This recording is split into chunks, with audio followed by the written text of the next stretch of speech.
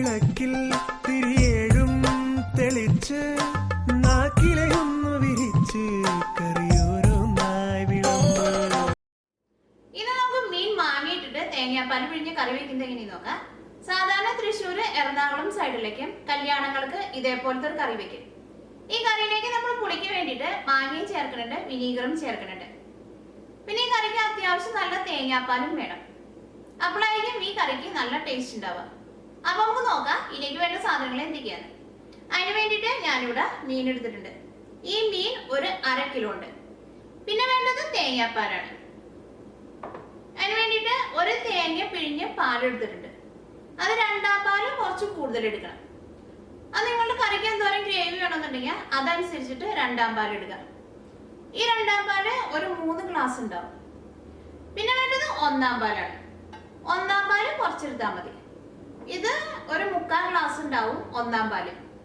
1ആം പാൽ എന്ന് വെച്ചിട്ടുണ്ടെങ്കിൽ തേങ്ങ പിഴിഞ്ഞിട്ട് ഏറ്റാദ്യം എടുക്കണ പാലാണ് 1ആം പാല്.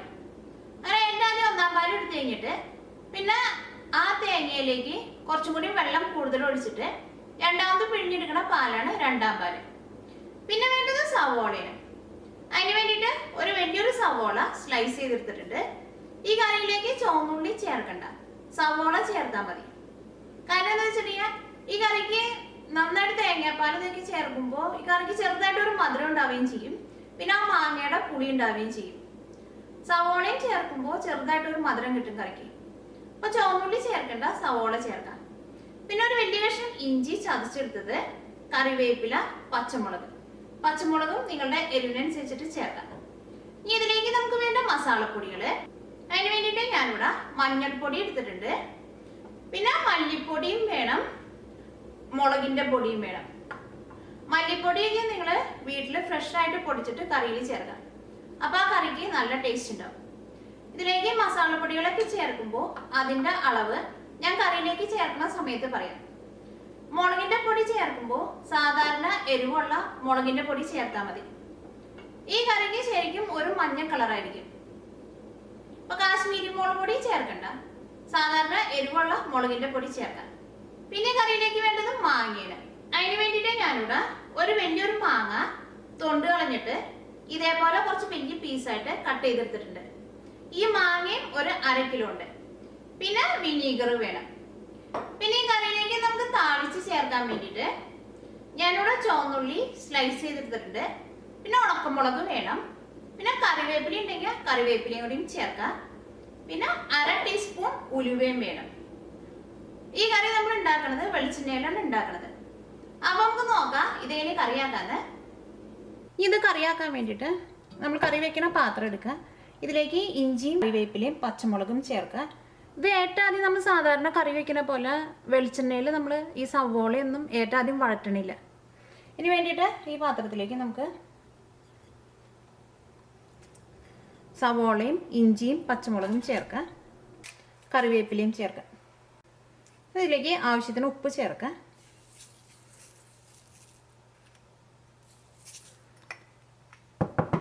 ഇതിലേക്ക് മസാലപ്പൊടികളൊക്കെ ചേർക്കുക. നമുക്കൊരു 1.5 ടേബിൾ സ്പൂൺ മല്ലിപ്പൊടി ചേർക്കുക. ഞാനിവിടെ ഈ മല്ലിപ്പൊടി ഫ്രഷായിട്ട് പൊടിച്ചെടുത്താണ്. ഫ്രഷായിട്ട് പൊടിച്ചെടുത്ത മല്ലിപ്പൊടിക്ക് നല്ല സ്മെല്ലാണ്. നിങ്ങൾ ഉണ്ടാക്കുമ്പോൾ ഇതേപോലെ സാധാരണ മല്ലി മുഴുവനായിട്ടുള്ള മല്ലി വാങ്ങിച്ചിട്ട് ആ മിക്സിയുടെ ചെറിയ ജാറിലിട്ടിട്ട് പൊടിച്ചാൽ മതി. ആ മല്ലി ചൂടാക്കേണ്ട ആവശ്യമൊന്നുമില്ല. പിന്നെ അതിലേക്ക് 1.5 ടേബിൾ സ്പൂൺ മല്ലിപ്പൊടി ചേർത്തിട്ടുണ്ട്. മുളകിൻ്റെ പൊടി ചേർക്കാം. മുളകിൻ്റെ പൊടി ഒരു 2 ടേബിൾ സ്പൂൺ ചേർക്കാം. ഇനി ഇതിലേക്ക് മഞ്ഞൾപ്പൊടി ചേർക്കാം. മഞ്ഞൾപ്പൊടി ഒരു 1/2 ടേബിൾ സ്പൂൺ ചേർക്കാം. ഇനി ഇതിലേക്ക് കുറച്ച് വെളിച്ചെണ്ണ ഒഴിക്കുക. ഞാൻ ഇതിലേക്ക് ഒരു 2 ടേബിൾ സ്പൂൺ വെളിച്ചെണ്ണ ഒഴിച്ചിട്ടുണ്ട്. ഇതെല്ലാം കൂടിയിട്ട് നമ്മൾ കൈ കൊണ്ട് നന്നായിട്ട് തിരുമണം. ഇതിങ്ങനെ കൈ കൊണ്ട് തന്നെ നന്നായിട്ട് ഇങ്ങനെ തിരുമിയെടുക്കണം.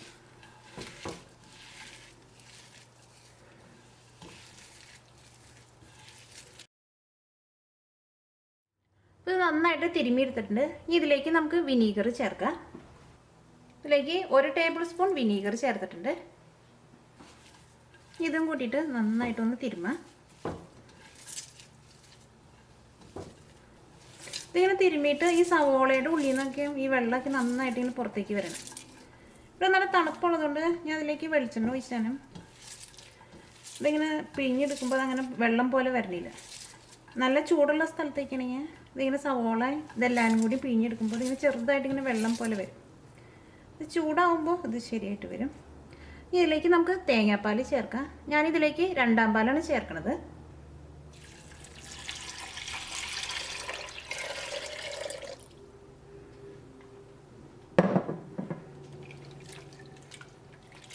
ഇതും എല്ലാം കൂടിയിട്ടൊന്ന് മിക്സ് ചെയ്തെടുക്കാം.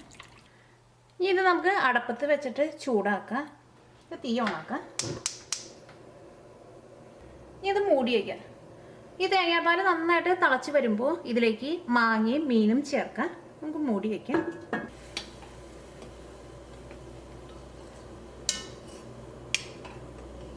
ഈ തേങ്ങാപ്പാൽ തിളച്ചിട്ടുണ്ട്. ഇനി ഇതിൻ്റെ ടേസ്റ്റ് നോക്കിയിട്ട് ഉപ്പ് വേണമെന്നുണ്ടെങ്കിൽ ഉപ്പ് 2-ാമതും ചേർക്കാം. ഇതിലേക്ക് മാങ്ങയും മീനും ചേർക്കാം. ഏറ്റവും ആദ്യം മാങ്ങ ചേർക്കാം. ഇതിലേക്ക് മീൻ ചേർക്കാം.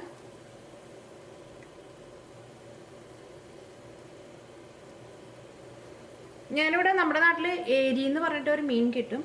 ആ മീനാണ് ഈ കറി വയ്ക്കാൻ വേണ്ടിയിട്ട് എടുത്തേക്കുന്നത്.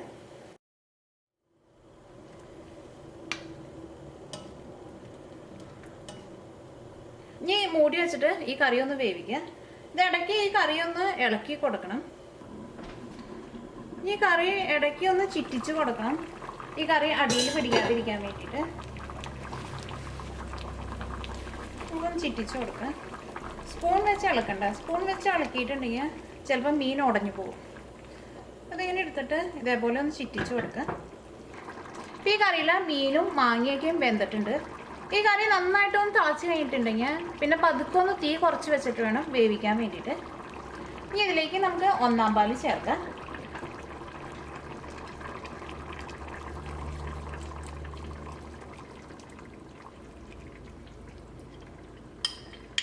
ഇത് തേങ്ങാപ്പാലൊക്കെ ചേർക്കുമ്പോൾ ടിന്നിലൊക്കെ കിട്ടുന്ന റെഡിമെയ്ഡ് തേങ്ങാപ്പാൽ ചേർക്കാണ്ട് നല്ല ഫ്രഷ് ആയിട്ടുള്ള തേങ്ങാപ്പാൽ ചേർക്കാം. ഈ കറി ഒന്ന് തിളച്ച് കഴിയുമ്പോൾ നമുക്ക് തീ ഓഫ് ചെയ്യാം. ഒന്നും കൂടി ഒന്ന് ചിറ്റിച്ച് കൊടുക്കാം. ഈ തേങ്ങാപ്പാൽ ഈ കറിയുടെ എല്ലായിടത്തും ആവും. അത് 1-ാം പാൽ ചേർത്ത് കഴിഞ്ഞിട്ടുണ്ടെങ്കിൽ പിന്നെ കുറേ നേരം ഇട്ട് തിളപ്പിക്കണ്ട. ഒന്ന് തിളച്ച് കഴിയുമ്പോൾ തന്നെ തീ ഓഫ് ചെയ്യാം. ഇതിലേക്ക് നമുക്ക് താളിച്ച് ചേർക്കാം. ഈ കറി നമുക്ക് നീക്കി വയ്ക്കാം. ഈ ചൂടായ പാനിലേക്ക് വെളിച്ചെണ്ണ ഒഴിക്കുക. ചൂടായ വെളിച്ചെണ്ണയിലേക്ക് ആദ്യം തന്നെ ഉലുവ ചേർക്കാം. ഉലുവ കരിഞ്ഞു പോരുത്. ഉലുവ ഒന്ന് മൊരിഞ്ഞ് വരുമ്പോൾ തന്നെ ഇതിലേക്ക് നമുക്ക് ഉണക്കമുളകും ചുവന്നുള്ളിയും ചേർക്കാം. കറിവേപ്പില ഉണ്ടെങ്കിൽ കറിവേപ്പിലയും കൂടിയും ചേർക്കാം. ഉലുവ മൊരിഞ്ഞു തുടങ്ങിയിട്ടുണ്ട്. ഇനി ഇതിലേക്ക് നമുക്ക് ഉണക്കമുളക് ചേർക്കാം. ഉണക്കമുളക് ചേർക്കുമ്പോൾ പതുക്കൊന്ന് ചെറുതാക്കിയിട്ട് ചേർക്കാം. ഉണക്കമുളകും ഒന്ന് മൊരിഞ്ഞു തുടങ്ങിയിട്ടുണ്ട്. ഇനി ഇതിലേക്ക് ചുവന്നുള്ളി ചേർക്കാം. ഇപ്പോൾ ചുവന്നുള്ളി മൊരിഞ്ഞു തുടങ്ങിയിട്ടുണ്ട്. ഇനി ഇതിലേക്ക് നമുക്ക് കുറച്ച് മഞ്ഞൾപ്പൊടി ചേർക്കാം. അപ്പോൾ നമ്മുടെ കറിക്ക് നല്ലൊരു മഞ്ഞ കളർ കിട്ടുകയും ചെയ്യും. പിന്നെ ഇത് കാച്ചി ഒഴിക്കുമ്പോൾ നല്ലൊരു സ്മെല്ല് ഉണ്ടാവുകയും ചെയ്യും.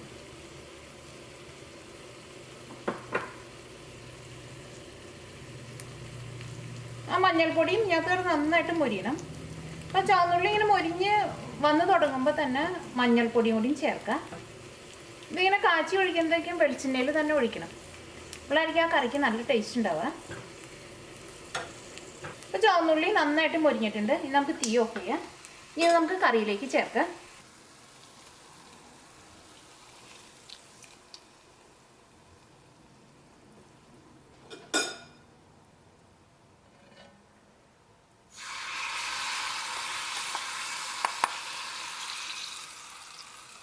ഇപ്പോൾ മീൻ കറി റെഡി ആയിട്ടുണ്ട്. ഈ കറി ചോറിൻ്റെ കൂടെ കഴിക്കാനേക്കും നല്ല ടേസ്റ്റുള്ളൊരു കറിയാണിത്.